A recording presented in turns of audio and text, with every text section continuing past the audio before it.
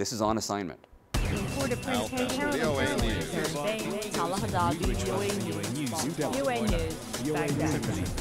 News. Hey everybody, this is On Assignment, your backstage pass to all things Voice of America. I'm Alex Villarreal. And I'm Imran Siddiqui, and we're broadcasting to you from Studio 55 at VOA's headquarters in Washington. Today's episode takes us first to Syria, where one VOA correspondent risked his life to track rebels in their war against the government. Then back to the U.S. for a look at the neck-and-neck election contest between U.S. President Barack Obama and his challenger Mitt Romney. Spain's economy struggles to stay afloat. What does this mean for the rest of us? And electronic dance music. It's packing the clubs and turning DJs into stars. We're following the reporters who follow the news, so get ready as we join them on assignment.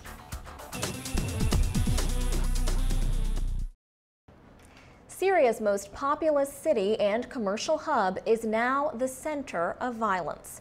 For months, rebels of the Free Syrian Army have been battling government forces in the northern city of Aleppo. The fight is largely at a stalemate, with rebels kept at bay by government air assaults and snipers. VOA's Scott Bobb was in Aleppo recently and followed rebel forces for a rare close look at the fighting. Please be advised, some of these images are disturbing. Morning in the divided Syrian city of Aleppo. Rebels of the Free Syria Army are preparing a mission into the battle zone. They hold a short planning session and then head out through a firefight along their street.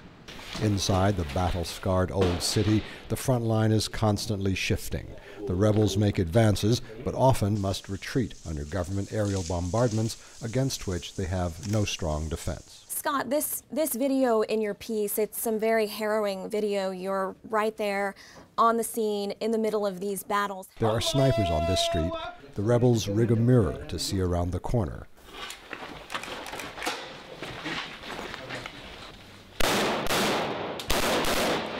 The fighters are retrieving the bodies of a family that was killed when a mortar hit their kitchen gas canister. 3 children and their aunt died.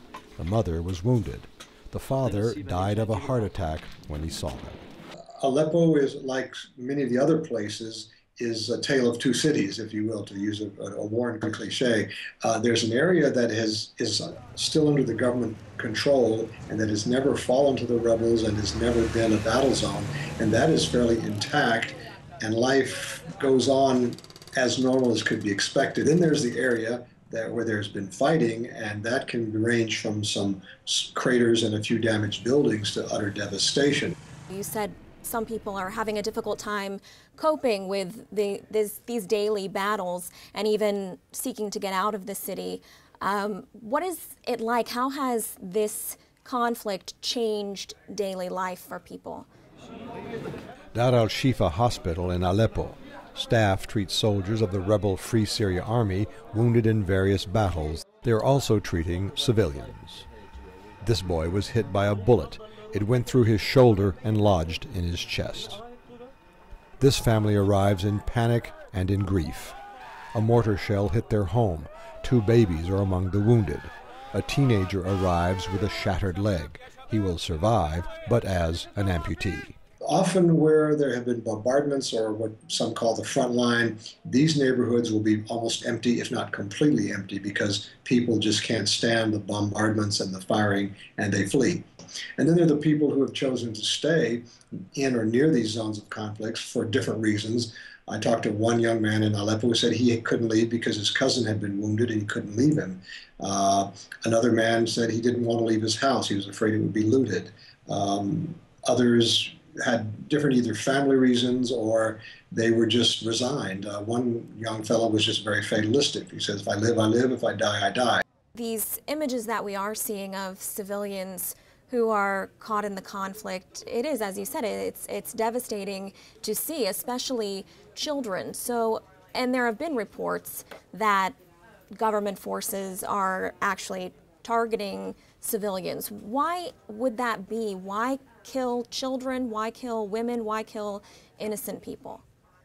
There have been reports of massacres and of government troops going into neighborhoods that had been held by rebels and massacring civilians because they believed they were sympathizing or abetting the rebels. There have been those reports.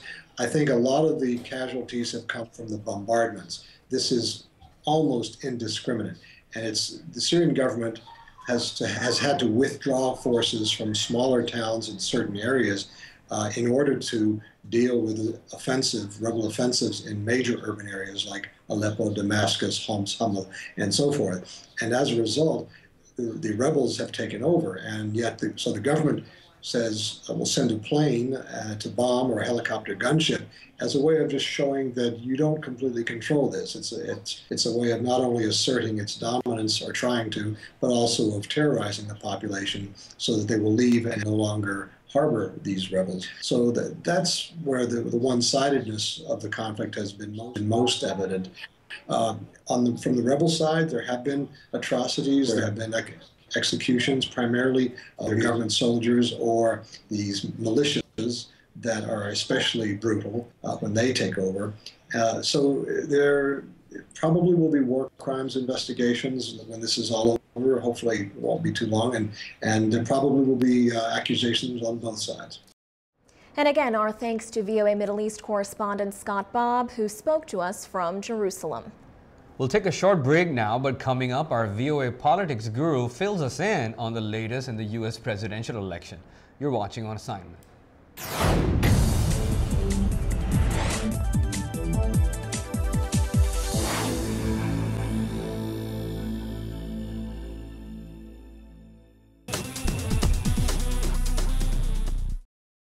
The U.S. presidential election is in its final days, and President Barack Obama is trying to fend off a strong challenge from his Republican rival, former Massachusetts governor and businessman Mitt Romney.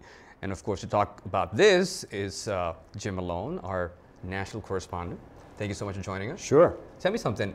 Everyone knows that the East Coast was hit by Sandy. How did that affect campaign trail? We don't know yet. The president put off campaigning for a few days. It was allowing him to present himself as commander-in-chief in charge of the disaster relief. That could be a good thing. Mitt Romney took a break, but now is back on the campaign trail. I think in the final days we'll know more about the impact of Sandy, and could it impact voting next week in some of these key states? Still too early to say. Okay, I know it's going to be a short time, but can you explain the U.S. electoral system to our audience, please? Sure. You know, we have a national vote, right? But that doesn't really get you elected. What gets you elected is the state-by-state tally of what we call electoral college votes. Each state has a certain number of electoral votes based on population, and whoever gets to a majority, 270 out of 538, is elected. Most of the states are sort of spoken for. They lean toward one candidate or the other. That's why we're focusing on about 9 what we call battleground states where the outcome is up in the air. So the actual vote count is less important than the states that win. Yeah, we've had people who have won the presidency without winning the national vote count because they won in the electoral college tally. Okay, 1992, Bill Clinton's slogan was, "It's the economy, stupid." Yeah. Do you think this is still active for this? It is, especially for the Romney campaign. They do want to make this about the economy, but President Obama wants to make it more about Mitt Romney and making the argument, do you really want to go back to the Bush years? That's what he's trying to say to the voters. Look, it's a very tight race at the moment. It's going to come down to a small group of undecided voters. Both campaigns are furiously trying to win them over, and the economy is a big part of that. So a little game playing, if you can. Compare and contrast Obama administration versus the possible Romney administration. Right. I think the big difference would be under Mr. Romney, much more emphasis on the private sector, away from government spending, cutting the budget, and probably some tax cuts. As for President Obama, he'll be faced with a challenge of how does he get along with Republicans in Congress, assuming that they still have a strong role to play in a second term. Okay. But before you leave, some of the critics have been saying that President Obama should have gone to the affected areas ASAP rather than wait for Wednesday. Would you agree with that? No, I think he's generally getting good reviews on how he's been handling the situation after Hurricane Sandy. As I say, the proof will be in the final election results. We'll have a better idea exactly what impact this October surprise storm had on our election. Fantastic. We'll stay tuned with you. Very good. Thank you so much for joining us. You bet. Anytime. That was Jim Malone, VOA national correspondent. We're taking another break right now. Coming up, a look at the financial storm taking over Spain. You're watching On Assignment. Spain's economy has crashed. What was once one of Europe's high flyers has become one of its desperate cases. High debt was built up during the boom years and the government had to step in, but now even the government itself may need a European bailout. VOA's Al Pessin has been following Spain's financial troubles, and he talked with us about the crisis from VOA's London bureau. The situation is quite serious in Spain at this point. They're on the verge of maybe taking a European bailout. Unemployment is 25%, youth unemployment is 50%, and they're going to need an infusion of cash, and they can't afford to borrow it in order to begin to get themselves out of this crisis. You mentioned youth unemployment. I know that you talked to several groups of young people about how this crisis is affecting them. What did they have to tell you? It was really interesting and quite touching, actually, Alex, because I spoke to university students who are among the lucky ones in Spain. About 30% of young people in Spain have the opportunity to go to university.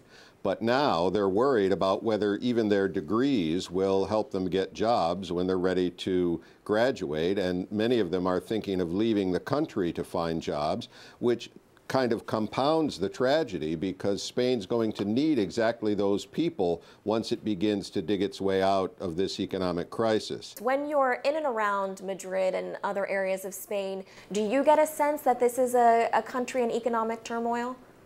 Well, it really sometimes seems like two different countries because when you go downtown, the shopping streets are crowded, the cafes were very crowded on a Saturday afternoon, but I'm told people are not buying as much as they used to.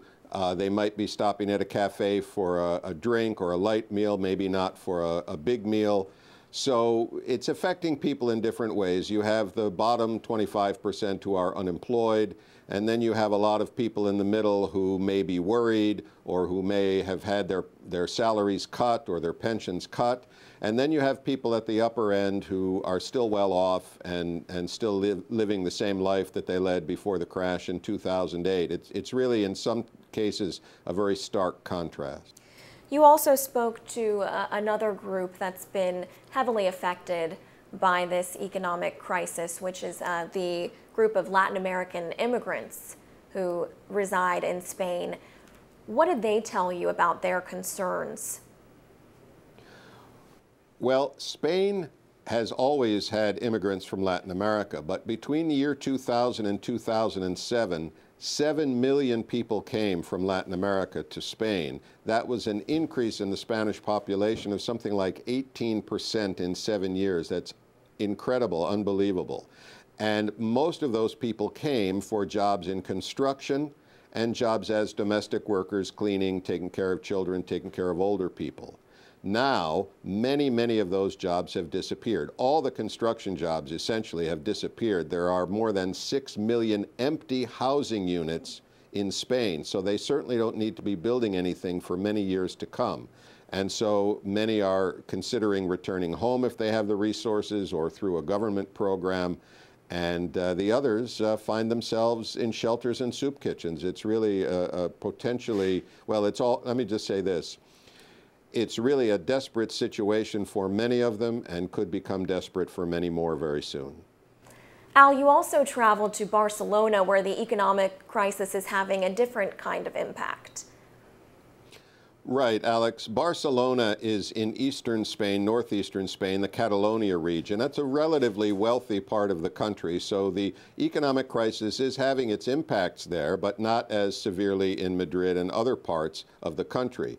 But what it is doing in Barcelona and the surrounding area is making more people more interested in independence. There has long been a move for Catalan independence, but it used to only have about 20% support in public opinion polls. Now the support is edging up close to 50%, and interest in independence there is growing. All right, Al, thank you so much. We know that you will be following this story very closely for us. Thanks again. Absolutely. Thank you. All right, so Imran, I know that you are a big music fan. Yeah.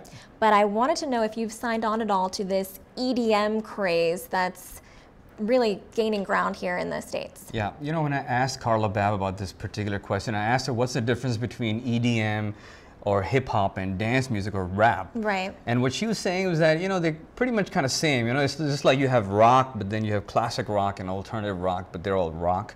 So EDM is dance, but it's just that you have a new name for it. Right, and a new way of producing it, Yeah, right, with all the electronic sounds absolutely. and everything, yeah. Absolutely. And we've seen actually, it's been interesting seeing the blending. You've Yeah. seen those different music forms like hip hop and everything Yeah. blending with the Yeah, electronic sounds. They'll take loops and throw in stuff and Right. and you know, mix that on their Right. turntables. Well, for those of you who are not really aware of what it is that we're talking about, EDM stands for electronic dance music. And it's been around in American clubs since the 80s, but it's only been in the last couple of years that it's really gained mainstream popularity. Yeah, and the surprising thing is that at the American Music Awards in November, it will even have its own category for the very first time. VOA's Carla Babb took on the tough assignment to find out all about EDM, and here's what she found. The bass.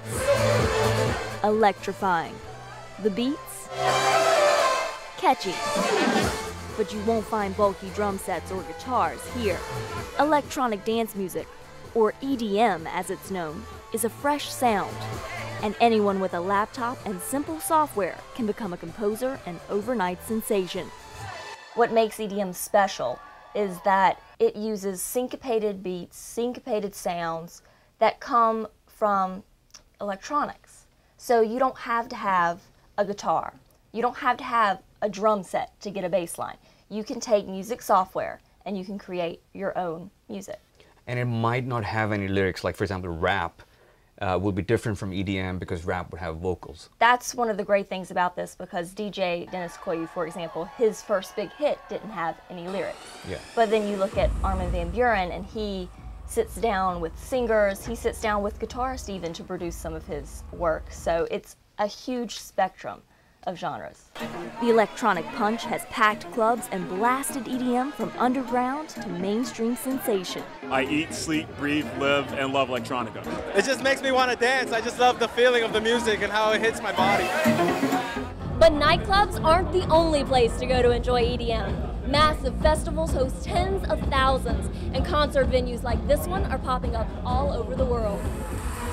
When I was talking to both of the DJs that are in the piece, DJ Dennis Koyu said, I used to come to the United States and now I understand that it's just as big here and just as excited here because people are embracing it, and Armin has had several years of this, and to be able to come to the United States and see it really expand is a really nice feeling for both of them.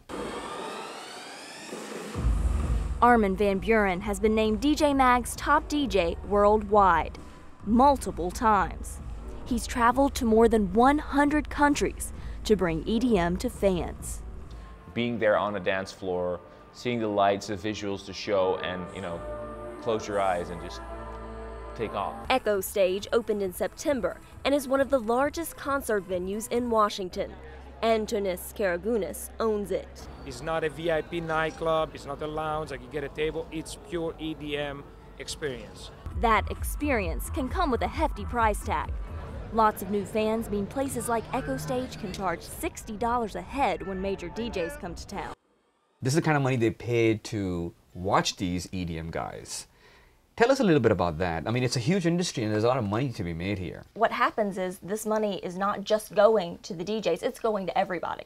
There are new clubs and new concert venues opening up all across the world. So it's got nowhere else to go but up right now. Do you think it has something to do with people being used to listening to live bands perform? You know, listen to the bass, listen to the lead being zapped, you know, like they say with Led Zeppelin, or listen to the sound of the drums compared to a machine making these funky sounds that you just want to dance to. You think that kind of played some role in your research and talking to musicians and artists?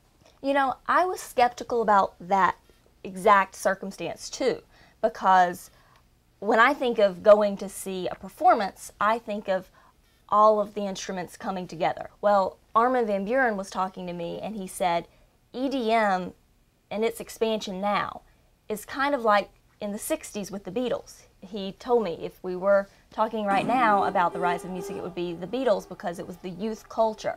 So I think the key that he was trying to make is that it's not necessarily the instruments, it's the output and it's the culture.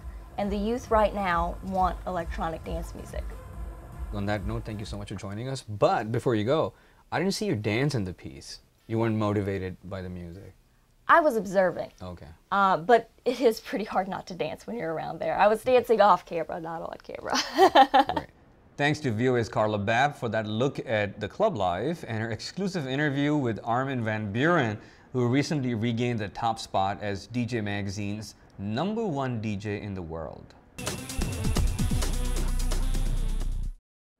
So the big day is almost here. We are talking about the U.S. presidential election, and this year, American presidential candidates, from debates to ads, they've spent countless hours and dollars proving that they are fit for office. But one exercise club here in Washington is putting a different spin on the phrase fit for office by combining politics with workouts.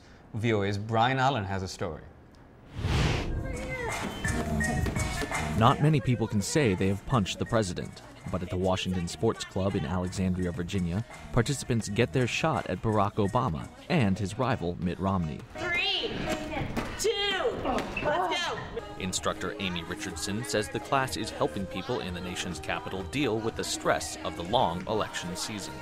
This is Washington, D.C. You know, people are all politics, so you take a topic that people are passionate about and you put it in a setting where you can really kick some butt, and that combination can be really empowering for people. Katie Rodriguez, another instructor at the gym and a participant in the class, agrees. It was really fun to kind of get all of that political theme out of my living room or my computer and into kind of doing some physical activity and doing something about it. So it felt great.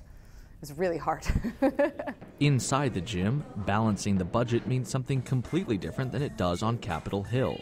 Running for office is very literal. The term swing states actually involves swinging a kettlebell. And whether you're hoping for Michelle Obama's arms or Paul Ryan's abs, bipartisanship is important when you're crossing party lines after a push-up or sit-up. Just as on Election Day, participants will have to make an important choice, Obama or Romney. But here, just for one day, they can make that choice as many times as they want. I did notice I was attacking one candidate rather than the other in the first go-round, and then the second one she had to remind me to use both of my arms and give me a certain number of punches on each side. When you start boxing, at first people are hesitant, and then encourage them to get into it, and they can get pretty ugly. They can get pretty mean with those hits. This Washington Sports Club only has one more Fit for Office class before Election Day, and before things go back to politics as usual in Washington. Brian Allen, VOA News, Washington. And that is our show for this week. Join us again next week when we'll have all the details on the results of the U.S. presidential election. And even if you're not a politics fan, you'd still want to watch the show because we'll show you how U.S. election affects the global economy. You can catch all of our episodes online at voanews.com and YouTube. And also be sure to check out our Facebook page where we've just posted some new features for watching the program. From all of us at On Assignment, thank you for watching. Goodbye from Washington.